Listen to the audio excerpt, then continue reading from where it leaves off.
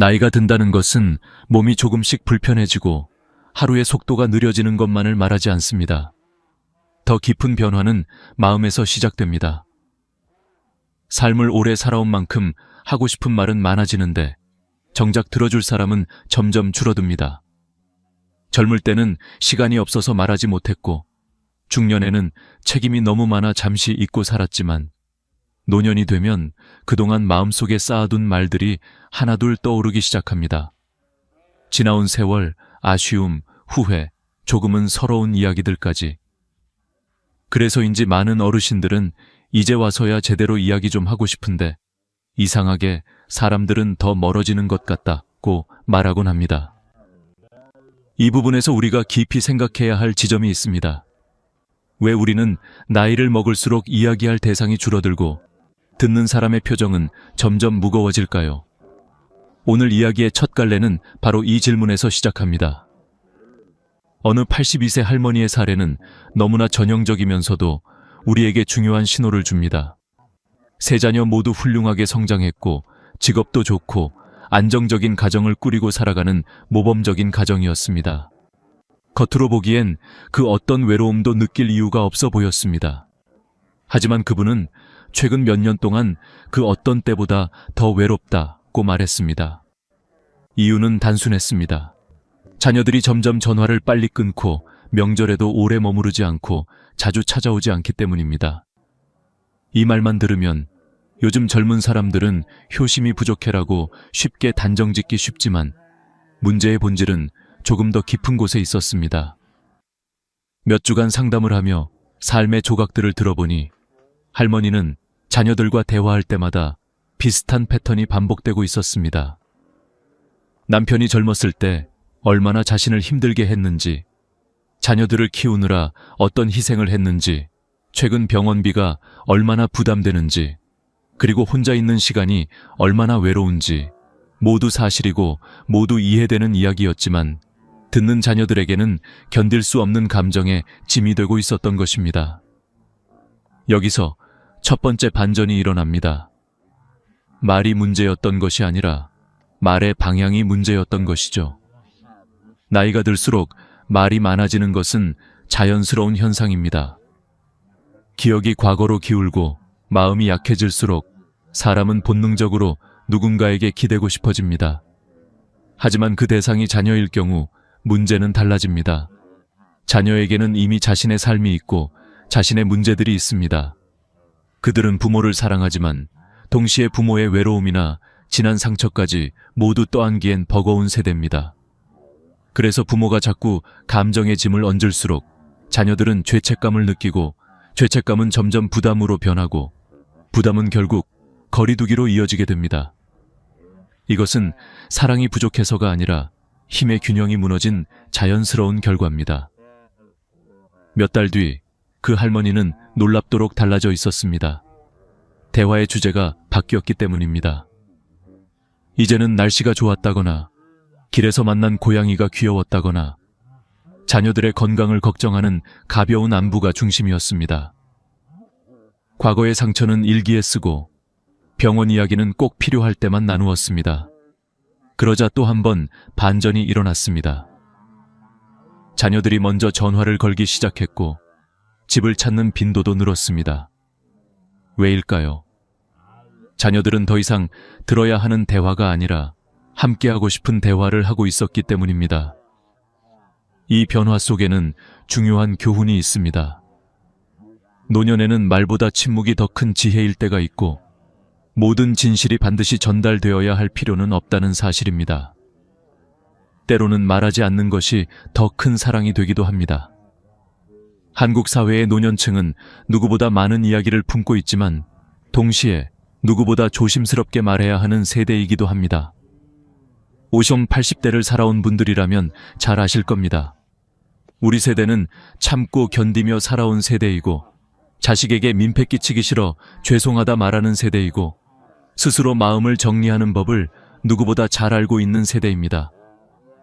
그럼에도 불구하고 하루하루 느껴지는 외로움은 때때로 감당하기 힘들 만큼 깊고 넓습니다.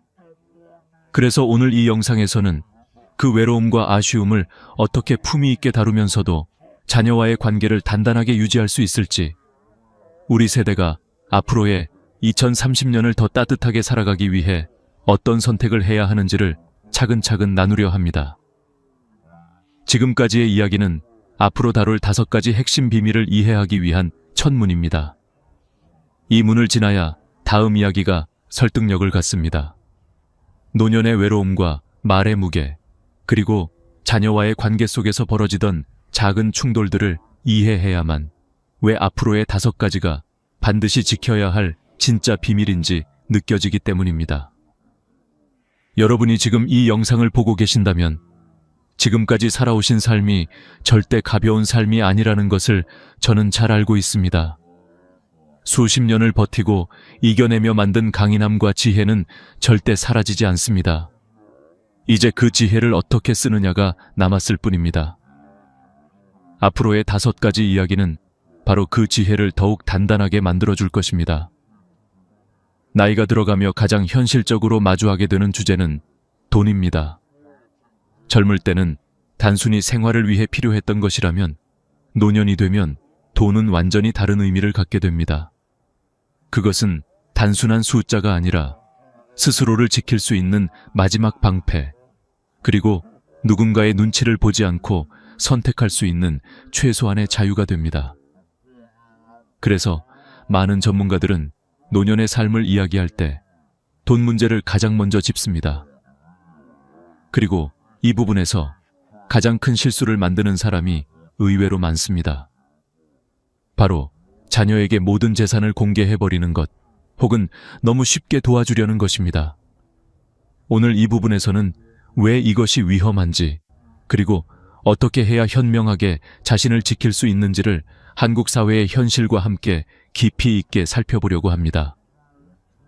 먼저 한국 노년층의 통계를 보면 전체 65세 이상 인구의 약 46%가 경제적 어려움을 겪고 있습니다. OECD 국가 중 노인 빈곤율 1위라는 불명예가 벌써 10년 넘게 지속되고 있죠.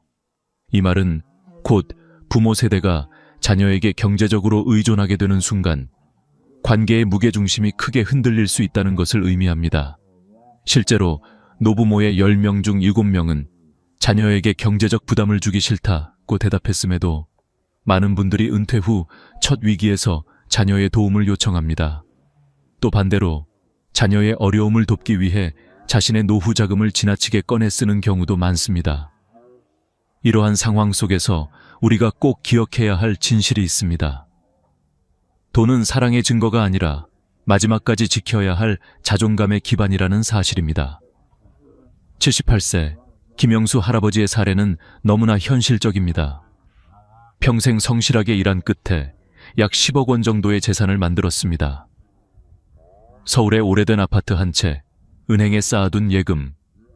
자녀 둘은 모두 독립했고 부부는 조용하고 평온한 노년을 보내는 듯 보였습니다. 문제는 어느 날 큰아들이 찾아오면서 시작됩니다. 사업 기회가 왔다며 2억 원만 빌려달라고 했고 1년 안에 꼭 갚겠다는 약속도 했습니다. 부모 입장에서 어떻게 거절할 수 있을까요? 결국 할아버지는 큰아들에게 돈을 건넸습니다. 몇 달 뒤 이번엔 작은 딸이 아이들 학원비와 대출 때문에 힘들다며 1억 원을 부탁했습니다. 역시나 거절하지 못하고 도와줬습니다. 문제는 여기서부터 본격적으로 드러납니다. 1년이 지나도 큰아들은 돈을 돌려주지 못했고 2년이 지나자 아예 빚이라는 감각이 흐려졌습니다. 처음엔 감사해하던 태도도 점점 변했습니다. 아버지도 아직 집도 있고 예금도 있으시잖아요. 어느 순간 큰아들의 말 속에는 아버지는 여유 있다는 단정과 당연히 도와줄 수 있는 사람이라는 묘한 기대가 섞여 있었습니다. 작은 딸 역시 도움받은 순간부터 자꾸 부모에게 기대기 시작했습니다. 그리고 어느 날 김영수 할아버지는 뼈저리게 후회했습니다. 내가 가진 돈을 자식들에게 다 말한 게 잘못이었다. 도와주고 싶어서 한 선택이었지만 결국 자식들이 나를 은행처럼 생각하게 만들었다. 여기서 중요한 반전이 하나 있습니다. 많은 부모들은 자녀를 믿기 때문에 재산을 공개합니다. 하지만 더 정확하게 말하면 자녀를 믿는 것이 문제가 아니라 자녀를 시험에 들게 만드는 것이 문제입니다. 돈 앞에서는 누구라도 흔들릴 수 있습니다. 부담이 큰 아들은 이번 한 번만이라 생각하고 형편이 어려운 딸은 부모도 여유 있으니 괜찮겠지라고 스스로를 위로합니다. 부모가 자녀에게 너무 많은 정보를 주는 순간 자녀의 마음속에는 계산이 시작됩니다. 그리고 계산이 시작되는 순간 관계는 더 이상 부모-자녀 관계가 아니라 도움 주는 사람, 도움받는 사람의 관계로 변해버립니다. 노년의 돈을 지킨다는 것은 단지 재산을 보호한다는 뜻이 아닙니다. 그것은 삶의 선택권을 지킨다는 뜻입니다. 병원비를 스스로 낼 수 있는지, 살던 집에서 계속 살 수 있는지, 필요할 때 누군가에게 도움을 요청할 수 있는지 모두 돈이 결정합니다. 돈은 노년을 살아가는 데 있어 자립의 기초이며 자립은 곧 존엄입니다. 한국 노인 자살 통계를 보면 경제적 문제로 인한 선택이 전체의 30% 가까이 차지합니다. 이는 우리가 왜 경제적 독립을 마지막까지 붙잡아야 하는지 강력하게 보여주는 숫자입니다. 그렇다면 어떻게 해야 할까요? 답은 명확합니다. 첫째, 통장의 잔액을 구체적으로 말하지 마세요. 생활하는 데 문제 없을 만큼 있어 정도면 충분합니다. 숫자를 말하는 순간 그 숫자는 자녀의 머릿속에서 계산의 대상이 됩니다.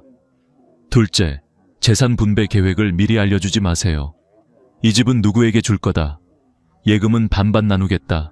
이런 말을 하는 순간 자녀들 사이에 보이지 않는 긴장과 경쟁이 생깁니다. 셋째, 반드시 비상금을 확보하세요.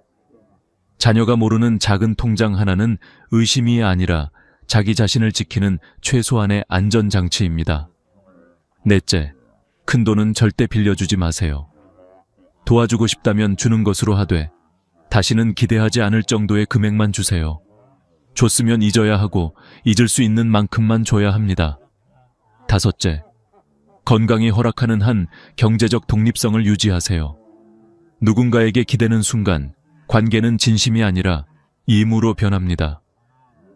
돈은 사랑의 척도가 아니라 노년의 품위를 지키는 기둥입니다. 자녀에게 의존할 필요도 없지만 자녀에게 시험을 주는 일도 만들지 않아야 합니다. 이것이 바로 돈과 존엄 사이의 거리를 현명하게 유지하는 방법입니다. 부부로 살아온 세월은 누구도 대신 설명할 수 없는 깊이와 무게를 가지고 있습니다. 남들은 모르는 싸움이 있고, 남들이 이해하지 못하는 화해가 있고, 말하지 않아도 알 수 있는 침묵의 시간이 수십 년 쌓여 만들어낸 관계입니다. 하지만 나이가 들수록 사람들은 이 부부의 역사를 자녀에게 털어놓고 싶다는 충동을 느끼기 시작합니다.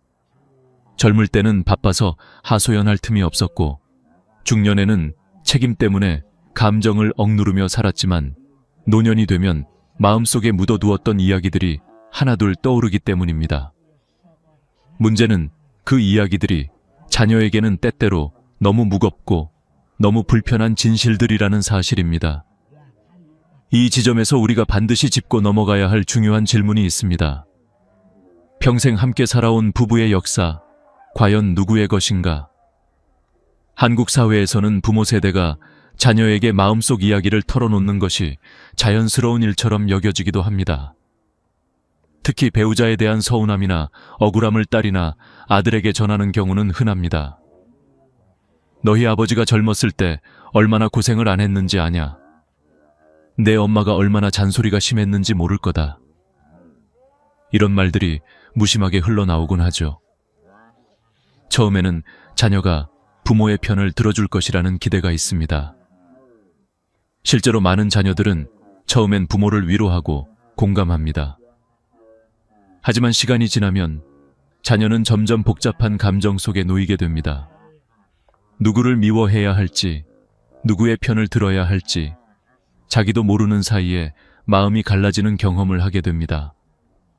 75세 이정숙 할머니의 이야기 역시 같은 맥락입니다. 남편과 50년 넘게 함께 살며 수많은 어려움을 겪었습니다.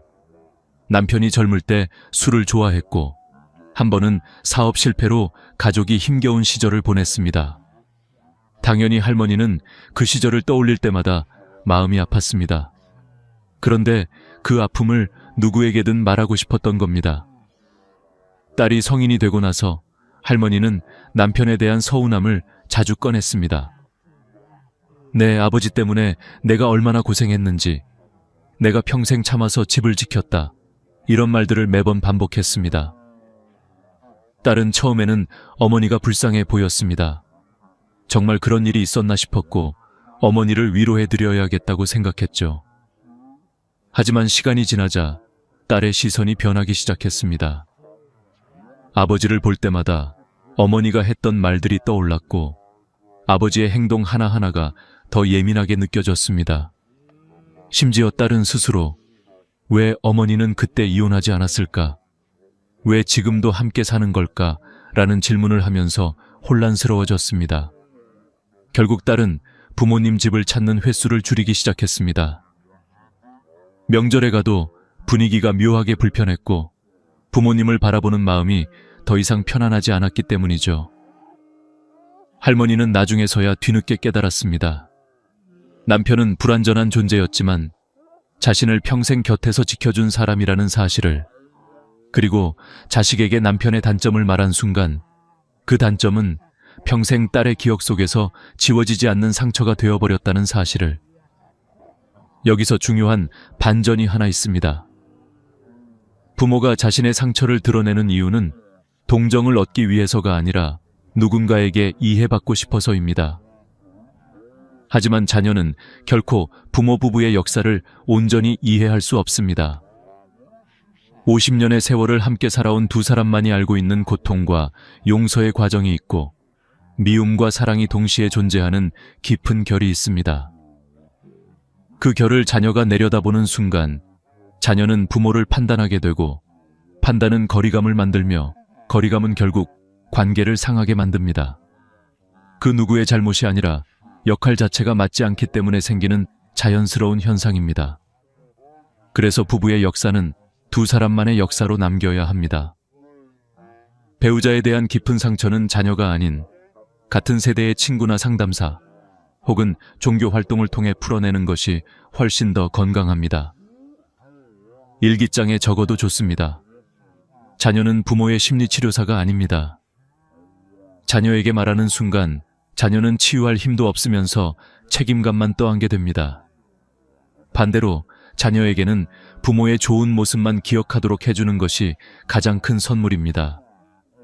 아버지가 어머니를 위해 했던 작은 배려들, 어머니가 아버지를 묵묵히 지켜준 순간들, 두 사람이 서로 함께 나이를 먹어가는 모습, 이런 기억은 자녀에게 평생 따뜻한 배경이 됩니다. 그리고 혹여나 배우자 중 한 분이 먼저 세상을 떠났다면 더욱더 조심해야 합니다.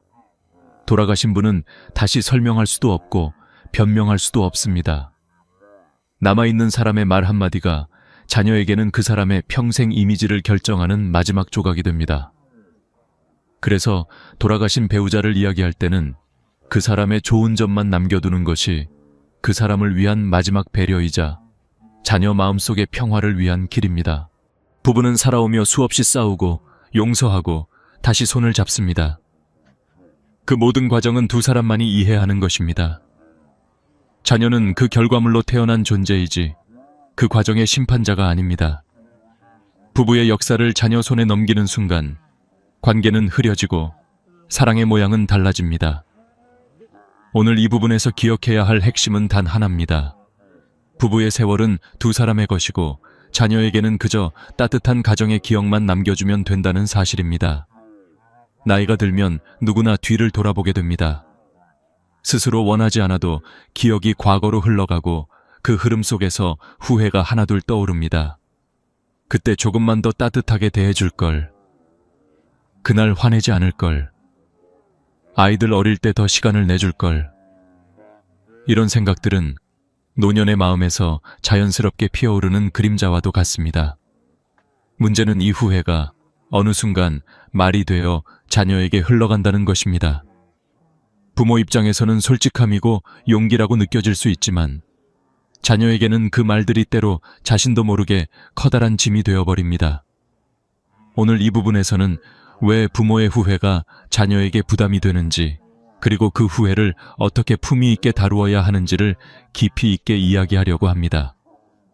69세 최명호 아버지의 사례는 이러한 감정의 복잡함을 여실히 보여줍니다. 젊은 시절 그는 사업을 키우기 위해 일주일에 6번, 때로는 7번까지 일했습니다.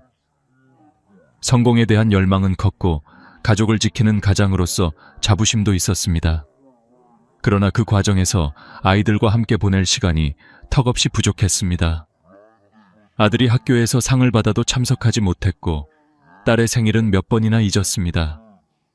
그 시절에는 모두가 어쩔 수 없는 일이라며 넘겼지만 나이가 든 지금 그는 그때의 선택들이 마음속에 큰 후회로 남아 있었습니다.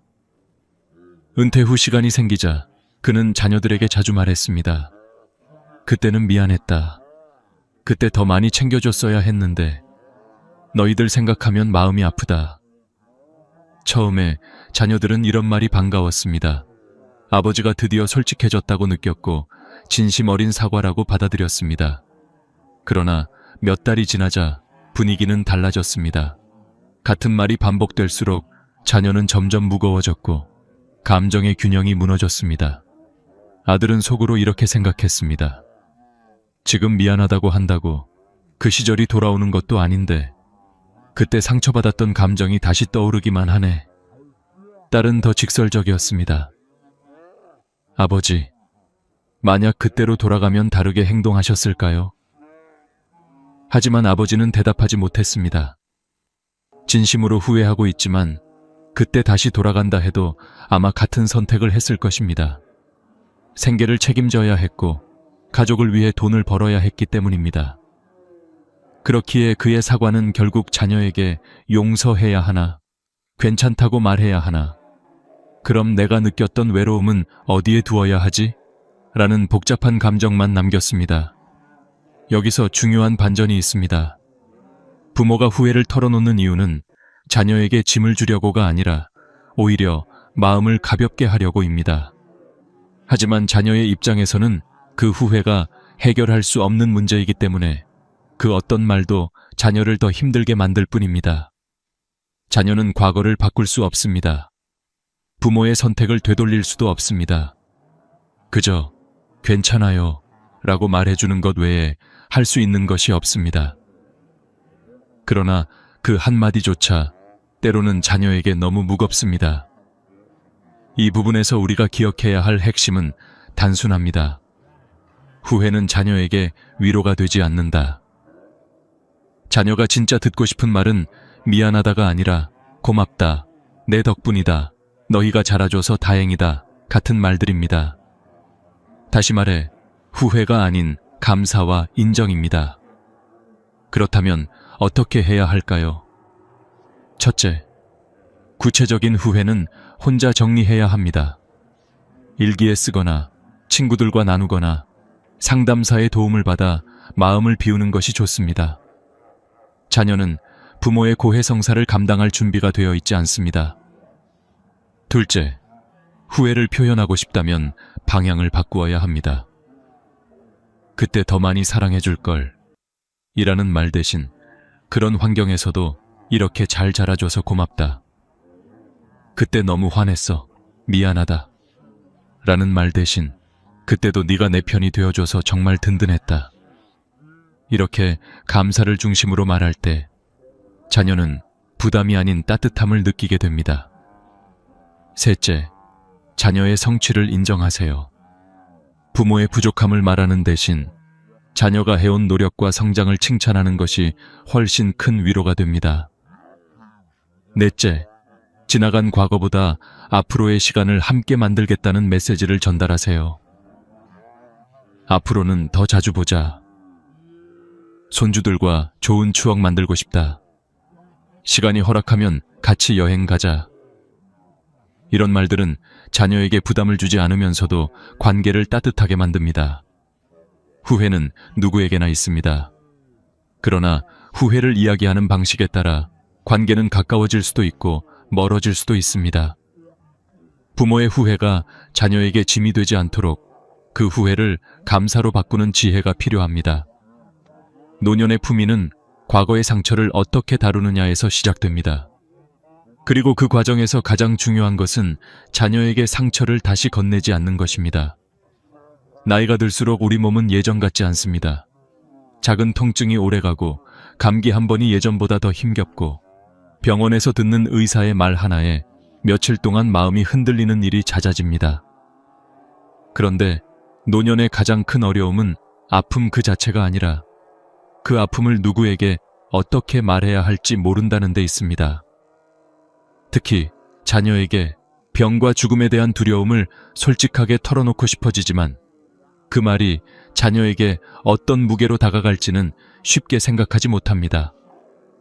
우리 세대는 평생 자식 걱정하며 살아왔고 지금도 자식에게 짐이 되고 싶지 않다는 마음을 가장 깊은 곳에 간직하고 있습니다. 하지만 몸이 아플 때, 죽음이 가까워진다는 감각이 스며올 때 사람은 본능적으로 그 두려움을 공유하고 싶어집니다. 문제는 이 두려움이 자녀에게는 상상 이상으로 무겁고 때로는 감당할 수 없는 부담이 된다는 것입니다. 병원에서 조금 더 지켜봐야 합니다. 상태가 악화될 수 있습니다. 같은 말을 들으면 본인은 이미 마음의 준비를 시작하지만 자녀는 그 순간부터 하루아침에 삶의 균형이 무너집니다. 70대 후반 어머니를 둔 한 40대 자녀의 상담 기록에서는 이런 내용이 자주 등장합니다. 엄마가 밤마다 죽음이 무섭다고 말하는데 저는 어떻게 대답해야 할지 모르겠어요. 저도 무서운데 제가 엄마보다 먼저 무너지는 느낌이에요. 바로 이것이 핵심입니다.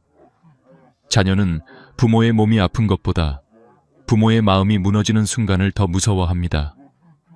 부모의 고통은 의사가 도와줄 수 있지만 부모의 두려움은 자녀가 감당할 수 없습니다. 그래서 이 부분에서 우리가 이해해야 할 중요한 원칙이 있습니다. 병은 공유해도 되지만 두려움까지 전부 공유해서는 안 된다. 이 말은 감정을 숨기라는 뜻이 아닙니다. 오히려 자녀를 보호하는 또 하나의 지혜입니다. 71세 김순 할머니의 이야기는 이 원칙을 가장 선명하게 보여줍니다. 할머니는 폐암 진단을 받았을 때 자녀들에게 사실 그대로 알렸습니다. 수술이 어렵다는 말, 항암 치료를 해야 한다는 말, 앞으로 체력이 떨어질 수 있다는 말도 숨기지 않았습니다. 하지만 단 하나, 자신의 죽음에 대한 두려움만큼은 자녀에게 털어놓지 않았습니다. 밤에 혼자 있을 때는 눈물도 흘리고 고통이 올 때는 이겨낼 자신이 없다고 느끼며 심장이 조여오는 순간도 많았지만 자녀 앞에서는 담담한 표정을 잃지 않으려고 애썼습니다. 조금 힘들지만 견딜만하다. 의사 선생님이 잘 보고 계시니까 너무 걱정하지 마라. 나보다 너희가 더 힘들지 않게 해라. 이런 말만 건넸습니다. 처음에는 자녀들도 믿지 못했습니다. 어떻게 암 치료를 받으면서 저렇게 평온할 수 있을까 싶었습니다. 하지만 시간이 지나며 자녀들의 마음은 오히려 더 단단해졌습니다. 어머니가 무너지지 않으니 자녀들도 무너지지 않고 병과 마주할 힘이 생겼던 것입니다. 의학 연구에서도 비슷한 결과가 나옵니다. 부모가 심리적 안정 상태를 유지할수록 자녀의 간병 스트레스는 평균 42% 감소하며 환자 본인의 회복 가능성도 높아진다고 합니다. 정서적 평온은 몸의 면역력에도 영향을 주기 때문입니다. 실제로 김순 할머니는 3년 후 놀랍게도 암이 많이 호전되었습니다. 자녀들은 어머니의 정신적 강인함에 깊은 존경을 느꼈고 할머니는 나중에 조용히 고백했습니다. 사실 나는 밤마다 무서웠다. 죽음이 코앞에 있는 것 같아 울기도 했다. 하지만 너희도 이미 힘든데 그 위에 내 두려움까지 얹어줄 수는 없었다. 이 한마디에 자녀들은 차마 아무 말도 할 수 없었습니다. 이것이 바로 담담함의 진짜 의미입니다. 병든 몸을 숨기라는 것이 아니라 병든 마음을 그대로 전달하지 않는 지혜입니다. 그렇다면 우리는 병과 죽음을 어떻게 다루어야 할까요? 첫째, 큰 병은 반드시 사실대로 알리되 감정 없이 사실만 전달해야 합니다. 위험할 수 있다는데 어떡하냐 라는 패닉이 아닌 이런 진단이 나왔고 치료는 이렇게 진행될 것 같다는 정리된 정보입니다. 부모가 정보의 충격을 먼저 정리해주는 순간 자녀는 훨씬 차분하게 상황을 받아들입니다. 둘째, 일상적인 통증이나 작은 불편함을 매번 자녀에게 보고하듯 말하지 마세요. 자녀는 그 말을 들을 때마다 마음이 불안해집니다. 실제 통계로 보면 부모의 건강 관련 걱정은 자녀 우울증 요인의 1위로 나타납니다. 셋째, 죽음에 대한 두려움은 자녀보다 동년배 친구나 상담사와 나누는 것이 훨씬 건강합니다. 자녀는 부모와 함께 죽음을 이야기할 준비가 되어 있지 않지만 같은 연령대의 친구들은 이미 비슷한 감정을 공유하고 있습니다. 넷째, 자신의 끝에 대한 선택은 미리 정리해두어야 합니다. 연명 치료를 원하는지, 장례는 어떻게 치르길 바라는지, 의식이 없을 때 자녀가 해야 할 결정이 무엇인지, 이 모두를 명확하게 남겨두는 것은 자녀에게 주는 마지막 배려입니다. 병과 죽음은 누구에게나 찾아오는 자연스러운 과정입니다. 하지만 그 과정을 어떤 자세로 마주하느냐에 따라 노년의 품위와 자녀의 마음은 크게 달라집니다. 죽음을 두려워하는 것이 아니라 두려움을 어떻게 다루느냐가 부모의 마지막 모습이 됩니다. 노년의 마지막은 약이 아니라 마음이 지키는 것이며 가장 힘든 순간에도 담담함을 유지하는 용기는 자녀에게 남기는 가장 깊은 유산입니다. 외로움과 품격 있는 마무리 나이가 들수록 가장 깊고 길게 남는 감정은 외로움입니다. 배우자가 먼저 떠나면 그 빈자리는 상상 이상의 깊이로 마음 한가운데를 파고들고 친구들은 하나둘 세상을 떠나거나 몸이 불편해지면서 만나기 어려워지고 자녀들은 각자의 삶을 꾸리느라 바빠져 우리의 일상에서 점점 멀어져 갑니다. 그래서 노년의 외로움은 단순히 사람이 없다는 뜻이 아니라 세상과의 연결이 조금씩 흐려지는 감각에 더 가깝습니다. 현실적인 문제는 이 외로움이 자녀에게 그대로 흘러가기 시작할 때 생깁니다. 부모 입장에서는 단지 목소리가 듣고 싶어서 누군가와 이야기를 하고 싶어서 전화를 걸지만 자녀들은 그 전화 속에 숨어있는 감정을 온전히 받아낼 수 없을 때가 많습니다. 외로움은 누구에게나 존재하는 자연스러운 감정이지만 그것이 자녀에게 전가되는 순간 부담이 되어버리고 부담은 결국 거리감을 만듭니다. 80세 박철수 할아버지의 이야기처럼 반려자를 떠나보낸 뒤 하루가 너무 길게 느껴지고 집안의 공기가 낯설 만큼 텅 비어 보일 때 우리는 누군가에게 기대고 싶어집니다. 박 할아버지는 하루에 3번, 많을 때는 5번까지 자녀들에게 전화를 걸었습니다. 아침엔 잘 잤냐? 점심엔 밥 먹었냐? 저녁엔 오늘은 언제쯤 오냐? 별다른 이유가 있어서가 아니라 단지 혼자가 되었다는 감각을 견디기 어려웠기 때문입니다. 자녀들도 처음엔 받아줬습니다. 엄마를 잃은 아버지가 얼마나 힘들지 너무 잘 알고 있었고 안심시켜드리고 싶은 마음도 컸습니다. 하지만 시간이 흐르면서 자녀들은 회의 중에도 아이를 돌보는 중에도 퇴근 후 지친 몸으로 잠시 쉬고 싶은 순간에도 계속 울리는 전화에 점점 지쳐갔습니다. 할아버지는 너희는 왜 이렇게 바쁘냐? 왜 이렇게 무심하냐? 라고 서운함을 표현했고 자녀들은 죄책감과 부담을 동시에 느끼며 전화를 피하기 시작했습니다. 이때부터 관계는 악순환에 빠졌습니다. 전화를 피하는 자녀, 더 외로워지고 더 많이 전화하게 되는 아버지. 외로움을 채우고 싶어 한 행동이 오히려 자녀를 멀어지게 만든 것입니다. 이 상황에서 전환점을 만든 것은 한 상담사의 한마디였습니다. 외로움은 자녀가 대신 해결해주는 감정이 아닙니다. 외로움은 스스로 다루는 법을 배워야 하는 감정입니다. 처음 이 말을 들으면 조금 서운하게 느껴질 수도 있습니다. 하지만 우리가 진짜 기억해야 할 부분은 이 다음 문장입니다. 외로움을 자녀에게 기대는 순간 자녀는 부모와 통화하는 시간을 의무로 느끼게 되고 의무가 되면 관계는 약해집니다. 그렇습니다. 자녀가 자주 찾아오지 않는다고 해서 사랑이 없는 것이 아닙니다. 단지 그들의 삶이 바쁘고 감정적으로 여유가 없고 부모의 외로움까지 받아낼 힘이 부족할 뿐입니다. 그래서 노년의 외로움은 누가 채워주는가 보다 어떻게 다루는가가 훨씬 더 중요합니다. 박철수 할아버지는 상담사의 조언을 듣고 조금씩 변화를 시도했습니다. 복지관 프로그램을 찾아가 서예를 배우기 시작했고 같은 또래의 친구들과 점심을 먹기도 했습니다. 일주일에 한 번은 책을 빌려 읽고 날씨 좋은 날에는 공원을 천천히 산책했습니다. 그리고 자녀에게 하는 전화도 일주일에 한두 번으로 줄였습니다. 전화를 할 때도 요즘은 서예 배우는데 재미있더라. 오늘은 바람이 차던데 감기 조심해라 같은 가벼운 대화를 나누었습니다. 그러자 마치 기적처럼 자녀들이 먼저 아버지를 찾기 시작했습니다. 아빠, 이번 주말엔 우리가 갈게요. 아빠 요즘 건강은 어때요? 오히려 연락 빈도가 자연스럽게 늘어난 것입니다. 왜일까요?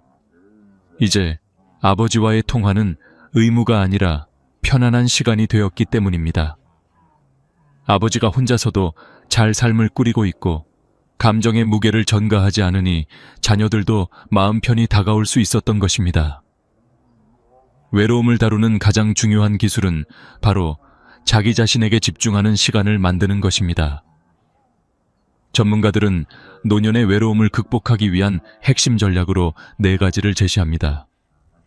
첫째, 정기적인 생활 리듬을 만드는 것. 아침에 산책, 오후에 취미 활동, 저녁에 가벼운 독서. 규칙적인 일정은 외로움의 강도를 크게 낮춰줍니다. 둘째, 새로운 관계를 맺는 것. 같은 또래 친구들과 만나고 취미 모임에 참여하고 같은 관심사를 가진 사람들과 대화하는 것만으로도 외로움은 크게 줄어듭니다. 셋째, 자녀와의 연락 빈도를 잘 조절하는 것. 자주 연락하면 부담이 되고 적절히 연락하면 그리움이 됩니다. 넷째, 혼자 있는 시간 자체를 즐기는 능력을 기르는 것. 햇살이 드는 자리에 앉아 차 한 잔을 마시는 것, 좋아하는 책을 읽는 것, 음악을 듣는 것. 이런 시간들이 쌓이면 외로움은 고통이 아니라 지혜로 변합니다. 오늘 이야기의 마지막에서 우리는 모든 내용을 한 줄로 정리할 수 있습니다. 품격 있는 노년은 무엇을 얻는지가 아니라 무엇을 내려놓는지에서 시작된다. 돈에 대한 계산을 내려놓고, 배우자에 대한 서운함을 내려놓고, 부모로서의 후회를 내려놓고, 죽음에 대한 두려움을 내려놓고, 외로움을 자녀에게 기대려는 마음을 내려놓는 것. 그 내려놓음 속에서 우리는 진짜 자유를 찾게 되고 자녀들에게도 따뜻한 관계를 남길 수 있게 됩니다. 자녀는 부모가 완벽하길 바라지 않습니다. 단지 부모가 편안하고 품위 있게 나이 들어가는 모습을 보고 싶어 할 뿐입니다. 그것이야말로 다음 세대에게 남기는 가장 깊은 유산입니다. 오늘 영상이 여러분의 남은 인생에 작은 등불이 되었다면 좋겠습니다. 앞으로도 삶을 더 따뜻하게 만드는 이야기, 지혜로운 노년을 준비하는 이야기, 그리고 마음을 단단하게 해주는 이야기들을 계속 전해드리겠습니다. 구독과 좋아요를 눌러주시면 다음 이야기에서도 함께 걸어갈 수 있습니다. 감사합니다. 여러분, 제가 지금부터 드릴 이야기는 아마 여러분의 마음을 단단히 잡아끌 겁니다. 왜냐하면 이 이야기의 첫 문장을 듣는 순간 많은 분들이 가슴이 뭉클해지고 멈춰서서 자신을 돌아보게 되기 때문입니다. 여러분, 지금 이 순간 정말 행복하십니까? 이 질문을 듣는 즉시 마음이 흔들리시는 분들 사실 굉장히 많습니다. 나이가 들수록 행복이라는 단어는 더 이상 단순하지 않습니다. 젊을 때는 돈이 좀 있으면, 건강만 좋으면, 아이들만 잘 되면 행복할 줄 알았지만 어느 순간부터는 그 모든 것이 있어도 허전함이 찾아옵니다. 바로 이 지점에서 오늘의 이야기가 시작됩니다. 20년간 요양원에서 일하며 1000명이 넘는 어르신을 돌본 김미자 간병사님의 실제 경험담, 그리고 그 안에서 발견한 진짜 행복한 단 3명의 공통점. 숫자만 보면 정말 충격적이죠. 1000명 중 단 3명. 하지만 더 놀라운 건 그분들이 특별히 부자도 아니고 건강이 뛰어난 것도 아니고 자식이 남들보다 잘된 것도 아니었다는 사실입니다. 그럼 무엇이 그 3분을 특별하게 만들었을까요?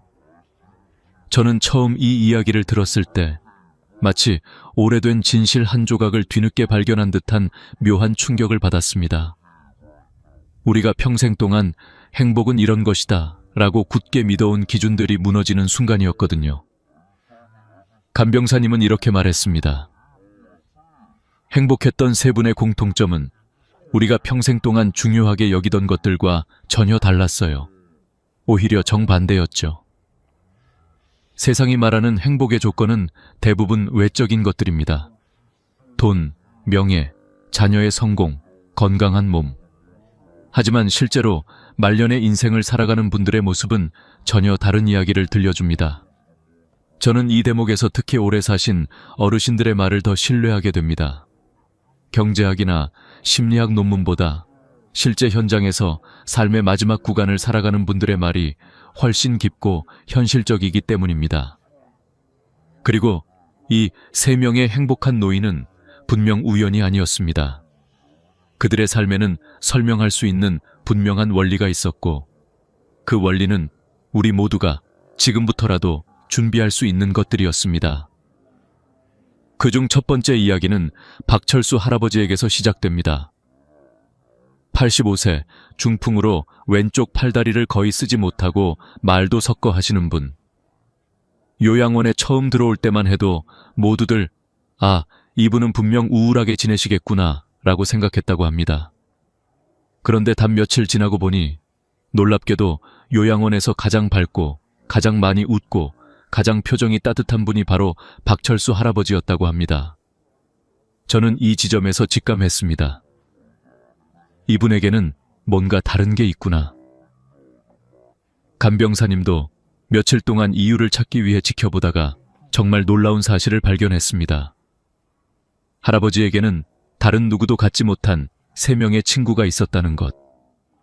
그것도 그냥 친구가 아니라 50년 지기, 40년 지기, 20년 지기 친구들. 저는 이 장면에서 울컥했습니다. 사람은 나이를 먹으면서 많은 것을 잃습니다.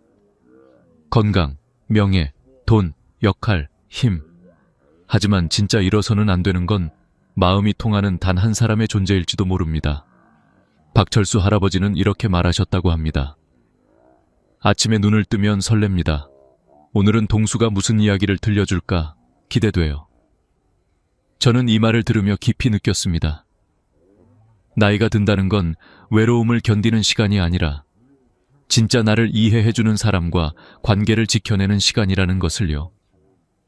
세 친구 모두 몸이 불편한데도 매일 비가 와도 눈이 와도 태풍이 와도 단 하루도 빠지지 않고 찾아온 이유는 하나였습니다.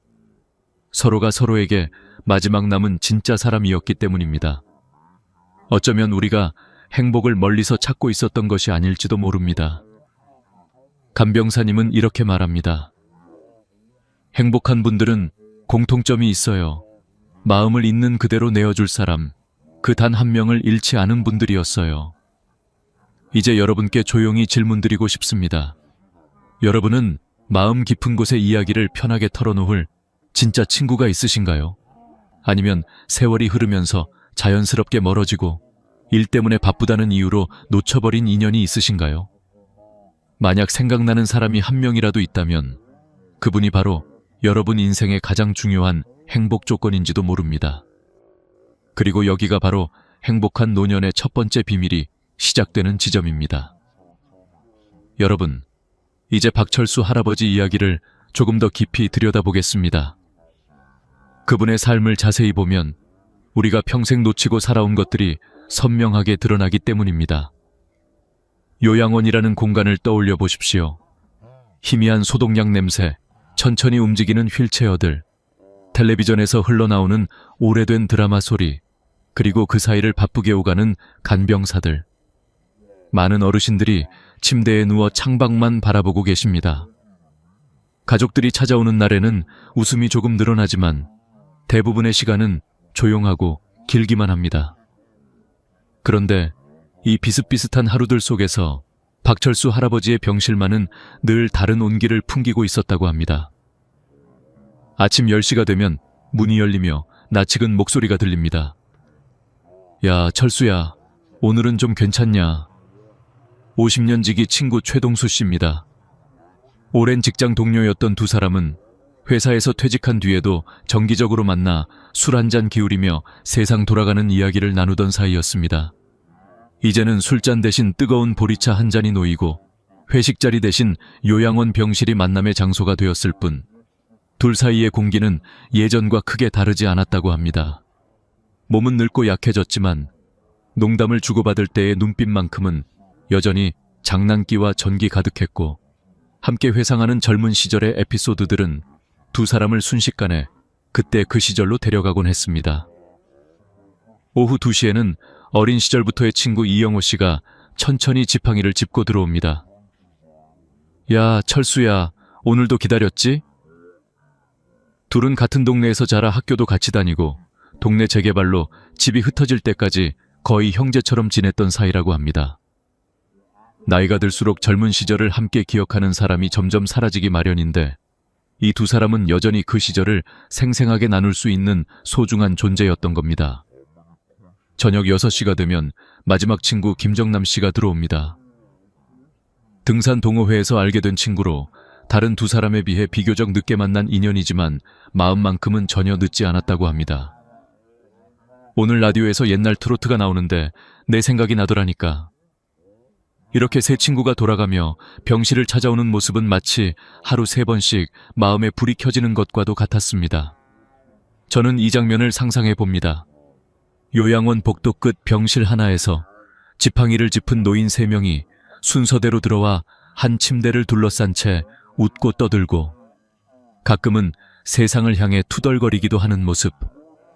누군가의 눈에는 그저 나이든 할아버지들 몇 명의 수다로 보일 수 있지만 그 안에는 평생을 함께 견뎌온 시간과 서로를 향한 깊은 신뢰, 그리고 마지막까지 너와 함께 있고 싶다는 다짐 같은 것이 고스란히 담겨 있습니다.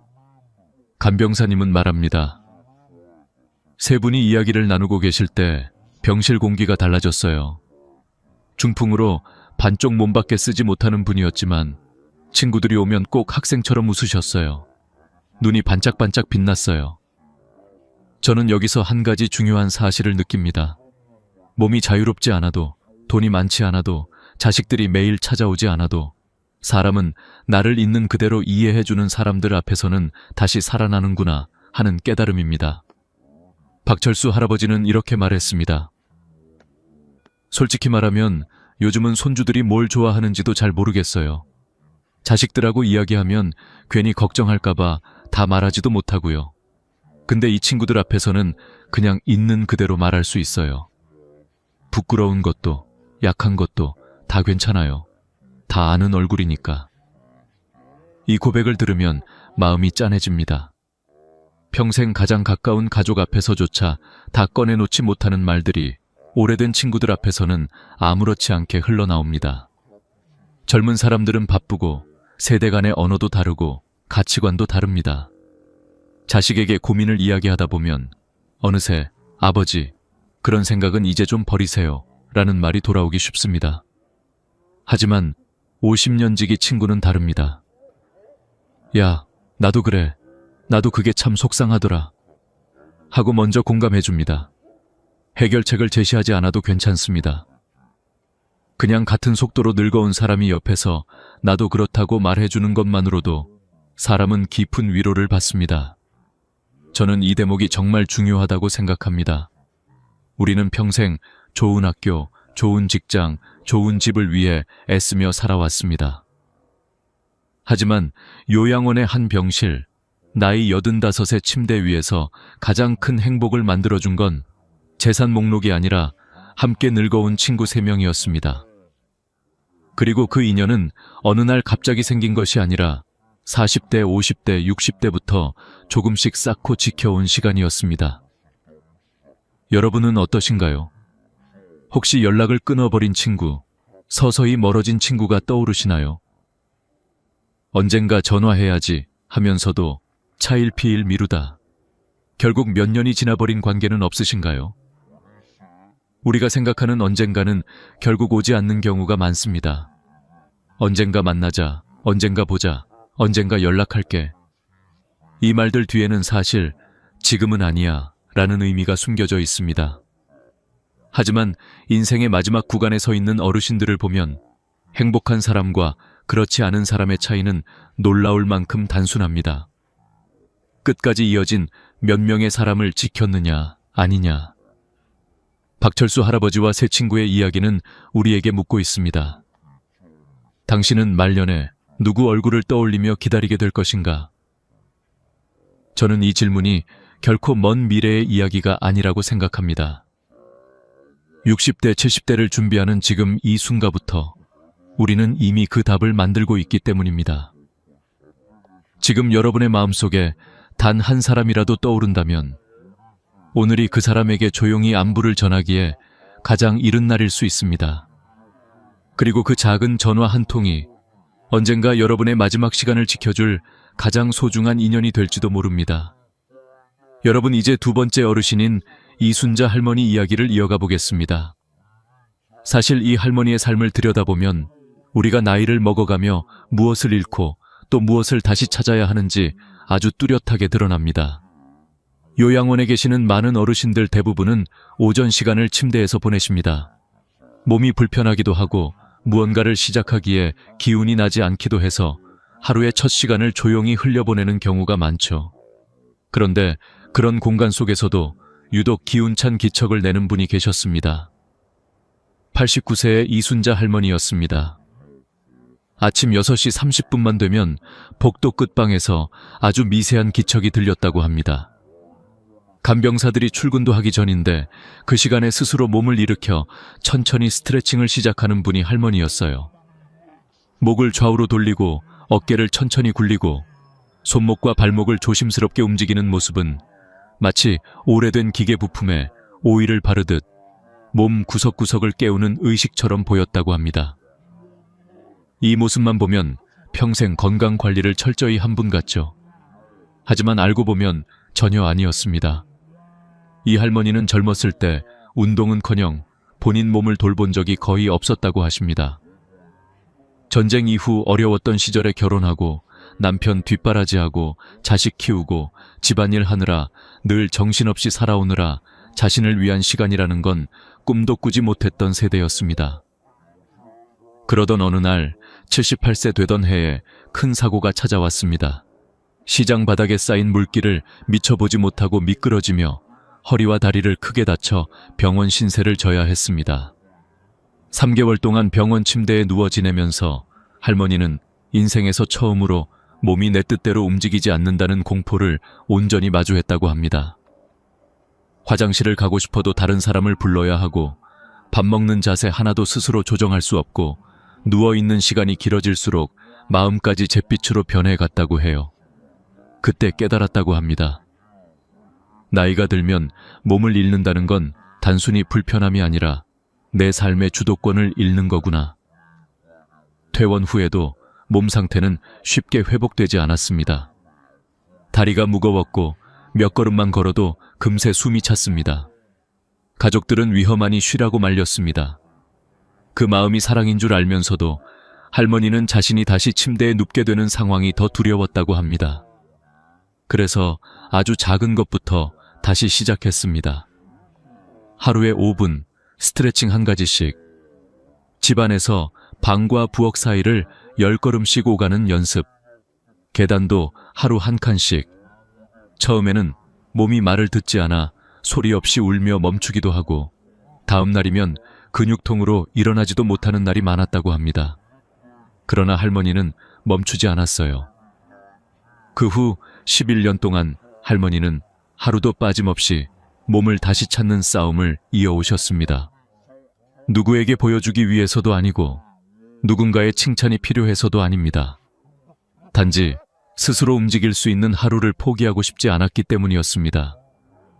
그렇게 만든 작은 변화들이 89세의 할머니를 70대보다 더 건강하고 활기찬 어르신으로 만들었습니다. 간병사들은 입을 모아 말합니다. 이순자 할머니는 정말 70대보다 잘 움직이세요. 표정도 밝고 목소리도 또렷하고 손동작도 정확해요. 하루하루가 정말 윤이 나는 분이에요. 이 할머니의 가장 큰 특징은 조금 덜하는 마음가짐입니다. 어제보다 오늘이 조금 더 움직이고 지난주보다 이번 주가 조금 더 나아지도록 스스로를 미세하게 밀어붙이는 그 태도 말입니다. 예를 들어 어제는 복도 끝까지 20m를 걸었으면 오늘은 22m를 걸어보고 지난주에는 계단을 3칸 올랐다면 이번 주에는 4칸을 도전해보는 식이죠. 그 작은 쌓임이 할머니의 삶 전체를 다시 반짝이게 한 것입니다. 할머니는 이렇게 말씀하셨습니다. 나이가 들수록 줄어드는 게 많아요. 체력도 줄고 기억력도 줄고 먹는 것도 줄어들죠. 그런데 오히려 하나는 늘릴 수 있어요. 바로 내가 할 수 있는 일이에요. 그게 얼마나 큰 기쁨인지 몰라요. 저는 이 말을 듣고 오래 생각했습니다. 우리는 대부분 나이가 들면 잃어버린 것들만 떠올립니다. 하지만 할머니는 남은 것 중에서 늘릴 수 있는 것을 발견했습니다. 몸이 완벽하니까가 아니라 불완전한 몸으로도 할 수 있는 것을 찾아낸 것이죠. 이순자 할머니는 단순히 건강해서 행복했던 것이 아닙니다. 몸이 완벽해서가 아니라 몸을 회복시켜가는 과정이 그녀를 행복하게 만들었습니다. 저는 이 점이 정말 크게 와닿았습니다. 행복은 완성된 상태가 아니라 회복해가는 과정 속에서 차오르는 감정이라는 것. 노력의 흔적만큼 삶이 반짝인다는 사실을 이 할머니는 몸으로 보여주셨습니다. 여러분은 어떠신가요? 지금 몸이 예전 같지 않다고 느끼시나요? 어디가 아픈지, 언제부터 불편해졌는지, 어떤 병명인지, 이런 생각들이 마음을 짓누르고 계신가요? 할머니처럼 오늘보다 내일 한 걸음 더 움직여 보겠다는 마음 하나면 충분합니다. 건강은 큰일을 해야 돌아오는 것이 아니라 아주 작은 행동들이 쌓일 때 돌아오니까요. 이순자 할머니의 이야기는 우리에게 묻습니다. 지금 할 수 있는 일은 무엇인가요? 오늘 한 걸음, 내일 2걸음, 그렇게 쌓아가 볼 생각은 있으신가요? 이 이야기를 듣고 마음이 조금이라도 움직이셨다면 지금 이 순간이 바로 시작점입니다. 몸의 자유는 삶의 자유와도 같습니다. 나이가 들수록 잃는 것이 많아지지만 바로 그렇기 때문에 스스로 다시 찾아가는 과정이 더 소중해지는 법입니다. 그리고 이러한 할머니의 태도는 다음 어르신의 이야기를 이해하는 데에도 중요한 실마리가 됩니다. 왜냐하면 3번째 어르신은 전혀 다른 방식으로 삶의 자유를 되찾았기 때문입니다. 할머니가 몸을 통해 자유를 회복했다면 다음 주인공은 마음의 즐거움을 통해 새로운 인생을 시작했습니다. 87세에 다시 태어난 사람처럼 말이죠. 이제 그 놀라운 이야기를 이어가겠습니다. 여러분, 이제 3번째 어르신인 최영수 할아버지 이야기를 이어가겠습니다. 이분의 삶은 우리에게 아주 중요한 질문을 던집니다. 나이가 들어도 사람이 다시 변할 수 있을까? 많은 분들이 이렇게 말합니다. 70 넘으면 성격도 습관도 인생도 그대로야. 하지만 최영수 할아버지는 그 말을 단숨에 뒤집어 버린 분이었습니다.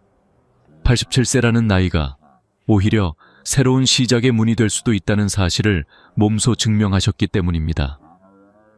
김미자 간병사가 처음 할아버지를 요양원에서 만났을 때 그의 첫인상은 조용하고 무표정한 어르신이었다고 합니다. 필요한 말만 조용히 하고 다른 어르신들과도 거의 대화를 나누지 않았다고 해요. 젊은 시절 평생 공무원으로 일하면서 규칙과 문서와 숫자로 살아온 분이라 그런지 감정 표현이 서툴고 마음을 드러내는 일이 익숙하지 않았던 분이었습니다. 퇴직 후에도 마찬가지였습니다. 일이라는 무게가 빠져나간 빈자리를 어떻게 채워야 할지 몰라 TV를 켜놓고 하루 종일 뉴스만 보며 시간을 흘려보냈다고 합니다. 그러던 어느 날 혼자 집에 있는 시간이 너무 우울해서 요양원 입소를 결정했지만 거기서도 어색함은 계속됐습니다. 다른 어르신들이 삼삼오오 모여 이야기하고 웃고 있는 모습 속에서 자신만 조용히 떨어져 있는 느낌. 그 낯설고 고독한 감정은 쉽게 사라지지 않았습니다. 그런데 이 할아버지의 인생이 바뀌는 순간은 아주 우연한 장면에서 시작됐습니다. 옆 침대에 계시던 한 어르신이 종이접기를 하고 있던 그날, 할아버지는 그 모습을 힐끗 보다가 문득 멈춰 서서 생각했다고 합니다. 저분은 왜 저렇게 평온해 보일까? 조용하게 종이를 접고 색을 맞추고 종이를 펴고 다시 접는 일련의 움직임이 단순해 보이는데 묘하게 마음을 끌었대요. 그래서 용기를 내서 이렇게 물어보셨다고 합니다. 저도 배워볼 수 있을까요? 이 질문은 조용하고 평범해 보였지만 할아버지 인생에서는 거대한 변곡점이었습니다. 처음 종이접기를 배우기 시작했을 때는 손도 굳고 눈도 침침해 작은 종이를 맞추는 것이 쉽지 않았습니다. 종이를 꺾을 때마다 손끝이 떨리고 한번 접었다가 틀어져서 다시 종이를 펴면 종이가 구겨져 버리고 그러다 보면 스스로에게 화가 나기도 했습니다. 87년을 살았는데 이것 하나 제대로 못하나. 그런데 신기한 건 포기하고 싶은 마음보다 조금 더 해보고 싶다는 마음이 더 컸다는 것입니다. 왜일까요? 바로 중심이 흔들리는 삶 속에서 다시 나를 잡아주는 작은 기쁨이 있었기 때문입니다. 최영수 할아버지는 이렇게 말씀하셨습니다. 처음 만든 종이약 한 마리가 그렇게 소중할 줄 몰랐어요. 마치 어린 시절로 되돌아간 느낌이었어요. 나도 뭔가 만들 수 있는 사람이라는 사실이 정말 기뻤어요. 이 말이 너무 인상 깊었습니다. 사람이 나이를 먹으면 할 수 있는 일보다 못하게 된 일을 세기 시작하죠. 그런데 종이약 한 마리로 할아버지는 반대 방향으로 돌아서기 시작한 겁니다. 나는 아직도 무엇인가 만들 수 있는 사람이다. 그 후로 할아버지의 하루는 완전히 달라졌습니다. 오전엔 종이접기, 오후엔 펜 글씨 연습, 저녁엔 라디오를 들으며 일기 쓰기. 이렇게 규칙적인 삶을 스스로 만들어가기 시작했습니다. 아침에 눈 뜨면 할 일이 있다는 사실이 너무 좋았다고 해요. 오늘은 무슨 글씨를 써볼까? 무슨 문장을 적어볼까? 어떤 종이로 어떤 모양을 만들어볼까? 그런 작은 고민들이 하루를 풍요롭게 채웠습니다. 그리고 더 놀라운 변화는 이 취미들이 사람들과 연결되는 통로가 되었다는 사실입니다. 할아버지가 접은 학과나비는 다른 어르신들에게 선물되었고 깔끔하게 써내려간 좋은 글귀들은 요양원 복도에 붙여져 모두의 눈을 즐겁게 했습니다. 일기에 적힌 재미있는 일상은 사람들의 대화 소재가 되었고 그렇게 말수가 적었던 할아버지가 어느새 요양원에서 가장 인기 많은 어르신 중 한 분이 되었습니다. 이 모든 변화는 결국 한 가지 진실을 보여줍니다. 나이를 먹는다고 삶의 기쁨이 자연스럽게 사라지는 것이 아닙니다. 기쁨을 찾는 노력이 사라질 때, 그때 비로소 삶이 흐려지는 것입니다. 87세에 시작한 취미가 삶을 완전히 바꾸어 놓은 최영수 할아버지의 이야기는 우리에게 아주 중요한 메시지를 던집니다. 늦었다고 생각하는 순간이 가장 빠른 출발점이다. 나이가 들수록 새로운 걸 배우는 게 더 어색하고 더 두렵고 더 귀찮을 수 있습니다. 하지만 바로 그렇기 때문에 아주 작은 변화 하나가 삶 전체에 파문처럼 퍼져나가며 커다란 힘을 만들어냅니다. 여러분은 어떠신가요? 요즘 마음을 두드리는 작은 즐거움이 있으신가요? 나도 한번 해보고 싶다. 마음만 가지고 있었는데 시작하지 못한 무언가가 있으신가요? 혹은 이 나이에 무슨 취미야? 하고 스스로를 멈추게 만든 적은 없으신가요? 최영수 할아버지의 하루를 보면 답이 분명합니다. 취미는 나이가 들어서 필요한 것이 아니라 나이가 들수록 더 절실해지는 것입니다. 삶에서 무언가를 기대하는 마음, 내일이 조금 더 기다려지는 감정, 누군가에게 건네고 싶은 작은 기쁨, 그 모든 것은 취미라는 작은 날개에서 시작되기 때문입니다. 이제 여러분에게도 질문을 드립니다. 오늘 저녁 혹은 지금 이 순간, 여러분은 무엇을 해보고 싶으신가요? 무엇이 여러분의 내일을 더 기대되게 만들까요? 지금 떠오른 그것이 바로 나이가 들어도 여전히 살아있다는 증거입니다. 저는 김미자 간병사님의 이야기를 들으면서 마음속 깊은 곳에서 묘한 떨림을 느꼈습니다. 그 떨림은 두려움과 깨달음이 뒤섞인 감정이었고, 한편으로는 지금이라도 늦지 않았다는 작은 희망의 불빛처럼 느껴졌습니다. 특히 세 번째 어르신까지의 이야기를 듣고 난 뒤, 저는 마음속에 스스로에게 묵직한 질문을 던졌습니다. 나는 과연 나이가 들었을 때 행복할 준비가 되어 있는가? 이 질문은 생각보다 쉽게 대답할 수 없었습니다. 왜냐하면 제 삶을 돌이켜보니 어느 하나도 확신을 가지고 그렇다고 말할 수 없었기 때문입니다. 세 어르신의 삶에는 분명한 공통점이 있었습니다. 그런데 이 공통점은 단순한 특징이 아니라 그들의 노년을 지탱해준 기둥 같은 것이었습니다. 첫 번째는 사람, 두 번째는 몸, 세 번째는 마음의 즐거움이었죠. 하지만 김미자 간병사님은 여기서 끝내지 않았습니다. 그분은 아이러니하게도 불행한 어르신들에게도 놀라운 공통점이 있었다고 말했습니다. 그리고 그 공통점들은 우리가 흔히 행복을 보장해준다고 믿어왔던 요소들과는 정반대였습니다. 김미자 간병사님은 말했습니다. 돈이 많아도, 자식이 잘 나가도, 집이 크고 연금이 많아도 행복과는 전혀 상관없는 분들이 많았어요. 이 말을 듣는 순간 저는 솔직히 충격을 받았습니다. 왜냐하면 우리는 평생 그것들이 있어야 행복하다고 배우며 살아왔기 때문입니다. 하지만 간병사님이 들려준 사례들은 그런 믿음이 얼마나 허무한 환상인지 명확하게 보여주었습니다. 그분이 돌봐왔던 불행한 어르신들은 하나같이 세 가지를 갖고 있지 못했습니다. 바로 진심으로 마음을 터놓을 친구, 스스로 움직일 수 있는 몸, 그리고 작은 기쁨을 느끼게 해주는 취미였습니다. 그들은 대부분 젊을 때 모든 에너지를 돈 버는 일에 쏟아부었습니다. 친구를 만날 시간이 없었고 건강을 챙길 여유가 없었으며 어떤 취미도 갖지 못했습니다. 그렇게 40년, 50년을 살다가 노년에 접어든 순간 그 공백은 걷잡을 수 없이 커져버리는 것이었죠. 김미자 간병사님은 깊은 한숨과 함께 이렇게 말했습니다. 어르신들 중엔 말년에 처음으로 깨달아요. 아, 나는 평생 동안 돈은 모았는데 나 자신은 하나도 남겨놓지 않았구나. 이 이야기를 듣는 순간 제 가슴이 묘하게 아려왔습니다. 마치 미래의 제가 조용히 속삭이는 것 같았습니다. 그게 바로 너의 모습이 될 수도 있어. 저는 순간적으로 두려움을 느꼈습니다. 그리고 그러한 두려움은 저에게 아주 중요한 사실을 깨닫게 해주었습니다. 행복은 절대 나이 들어 저절로 찾아오는 것이 아니라 젊을 때부터 조금씩 준비해야 한다는 진실이었습니다. 간병사님은 불행한 어르신들의 또 다른 공통점을 들려주었습니다. 바로 관계의 단절이었습니다. 젊을 때는 인간관계를 우선순위에서 밀어내고 오직 일과 가정만 챙기며 살았던 분들이었습니다.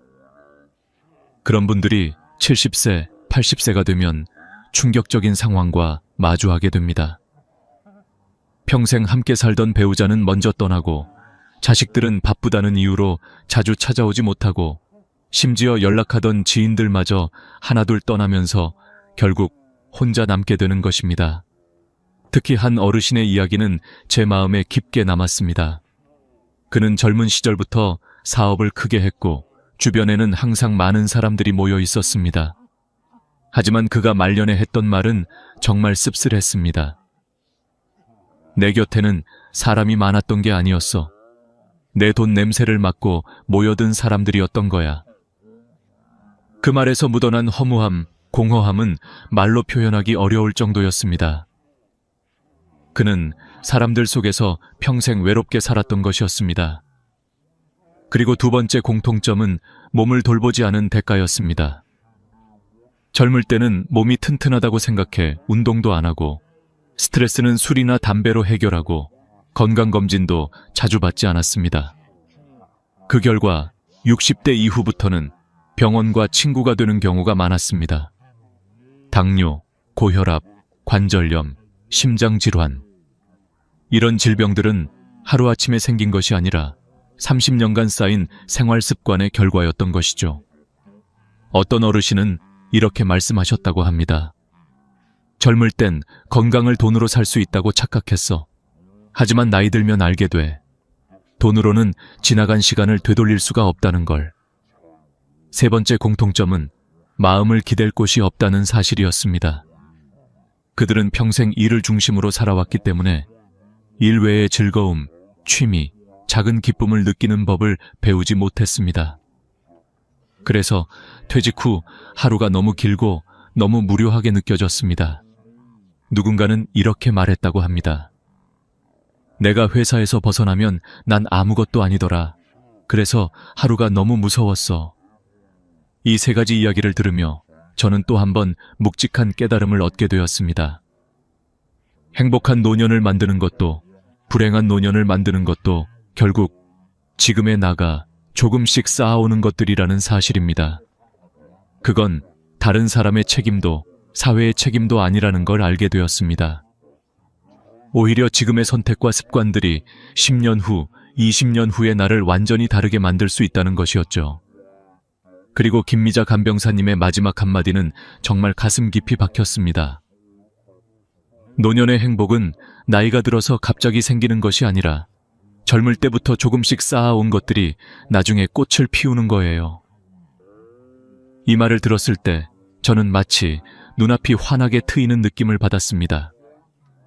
행복한 노년이란 선물이 아니라 결과물이며 누군가가 내게 주는 것이 아니라 내가 스스로 만들어가는 것이라는 것이었습니다. 그리고 이 깨달음은 제 마음속에 아주 조용하지만 단단한 결심을 만들어 주었습니다. 저도 이제부터라도 준비해야겠다고. 관계를 지키고 몸을 돌보고 작은 즐거움을 찾는 일을 지금 이 순간부터라도 시작해야겠다고. 이제 이야기의 마지막을 향해 가고 있습니다. 다음 부분은 가장 중요한 결론이자 지금 당장 실천할 수 있는 구체적인 방법들이 이어집니다. 김미자 간병사님의 이야기는 결국 우리 모두에게 같은 질문을 던지고 있었습니다. 당신은 지금 어떤 노년을 준비하고 있습니까? 이 질문은 단순한 호기심이 아니라 삶의 방향을 묻는 질문이었고, 동시에 돌이킬 수 없는 시간 앞에서 우리가 반드시 마주해야 할 현실이기도 했습니다. 저는 앞서 들었던 세 어르신의 이야기와 불행한 어르신들의 공통점을 되새기며 스스로에게 다시 한번 되물었습니다. 나는 지금 무엇을 쌓고 있는가? 그리고 무엇을 잃어가고 있는가? 그 순간 문득 간병사님이 들려주신 또 다른 사례가 떠올랐습니다. 노년에 접어들었음에도 완전히 다른 길을 선택한 분들의 이야기였습니다. 그분들은 80세, 90세가 넘어서도 새로운 친구를 만들었고 운동을 시작했고 취미를 찾았습니다. 처음에는 불가능해 보였지만 실제로 그들은 바뀌었고 그 변화는 마치 작은 파동이 커져 큰 물결이 되는 것처럼 주변의 삶마저 밝게 밝혀주었다고 합니다. 특히 기억에 남는 분은 85세의 한 할아버지였습니다. 파킨슨으로 손이 떨렸음에도 매일 글씨 연습을 하셨고 가족들은 말렸지만 본인은 웃으며 이렇게 말하셨습니다. 떨리는 게 창피해서 멈추면 나는 평생 멈춘 채로 살아야 하잖아. 떨리더라도 계속하면 언젠가는 나아질 수 있지. 그의 글씨는 서툴렀지만 그 안에는 누구보다 단단한 의지가 담겨 있었습니다. 김미자 간병사님은 그 글씨를 보며 이렇게 말했습니다. 그 할아버지는 떨리는 손보다 흔들리지 않는 마음을 가지고 계셨어요. 저는 이 이야기를 들으며 또 하나의 중요한 사실을 깨달았습니다. 노년의 행복을 결정짓는 것은 나이가 아니라 태도라는 것이었습니다. 세월은 우리 몸을 약하게 만들고 때로는 기억을 흐리게 할지라도 마음을 늙게 만드는 것은 바로 포기라는 선택이었습니다. 반대로 마음을 다시 움직이게 하는 건 거창한 목표가 아니라 오늘도 조금 해보자 라는 아주 작은 의지라고 간병사님은 말했습니다. 그러면서도 그분은 현실적인 조언을 잊지 않았습니다. 시작은 작게 해야 해요. 큰 목표를 세우면 좌절이 빨리 와요. 실제로 많은 어르신들이 처음에는 큰 욕심을 냈다고 합니다. 하루 1시간 걷기, 책 1권 읽기, 매일 10명에게 인사하기 같은 목표들. 그런데 이런 목표들은 며칠만 지나면 지키기 어려웠고 그 순간부터 어르신들은 스스로를 탓하며 더 깊은 무기력으로 빠져들곤 했습니다.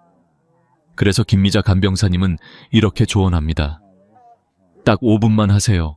딱 한 사람에게만 연락하세요. 딱 한 줄만 쓰세요. 작은 성공은 다음 성공을 불러와요.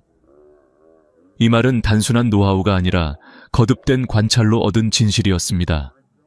실제로 5분 스트레칭으로 시작한 분이 몇 년 후 꾸준한 산책을 하게 되었고 종이약 한 마리로 시작한 분이 요양원 복도를 작품으로 채웠습니다.